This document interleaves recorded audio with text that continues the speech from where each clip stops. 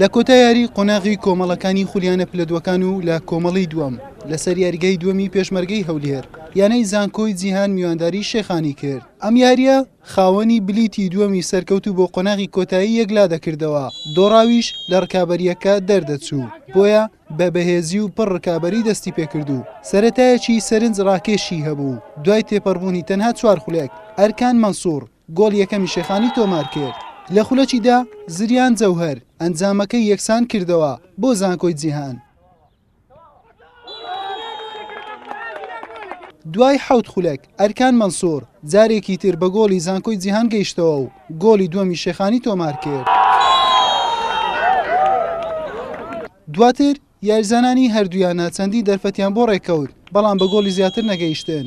لە نیوەی دووەم زانکۆی جیهان هێرشەکانی کاراتر کردو، شێخانیش بە هێرشی هەڵگەڕاوە یاری دەکرد. لە ناوەڕاستی ئەم گێمە لێدانێکی سزا بۆ زانکۆی جیهان ئەژمار کرا، بەڵام زریان جەوهەر سەرکەوتونە بوو لە یەکسانکردنەوەی ئەنجامی یاریەکە بۆ جاری دووەم.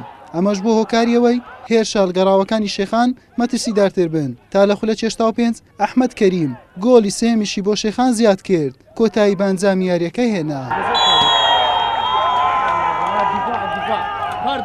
از به فوزی کم دیاری با همی جمهوریت شیخان و با همی کارگیری شیخان و همی لعب شیخان الحمدلله راستی اف فوزه بو مقالق مازن بو مقالق تعب هم پلاسی بون پلاسی هات لغی کرم هم هات ندو مقالق يعني قالك مقود اینام دست خوبه حتی مشان گهینا في مرحله والحمد لله والشكر من ام فايده بون باش نبون بصراحه باش نبون جنبي دوم تاوسي ترى ما كردبون وتواندني وبنالتيج براسي خويا خويا تاثيرش لسر معنويات وري فريق مانك ندى بوابي كاتش باج ما بون يعني بناو بمستوى فريق مان فريق باج بون يعني اگر شايستي سركوتم و پیش او گمه بو خطانگه مكان که پیشتر تندید بەڵام ئەو گەمەیە بەڕاستی بەشێکی زۆر بەشێک لە یاریزانەکانمان لە ئاسوخواندانە بوون.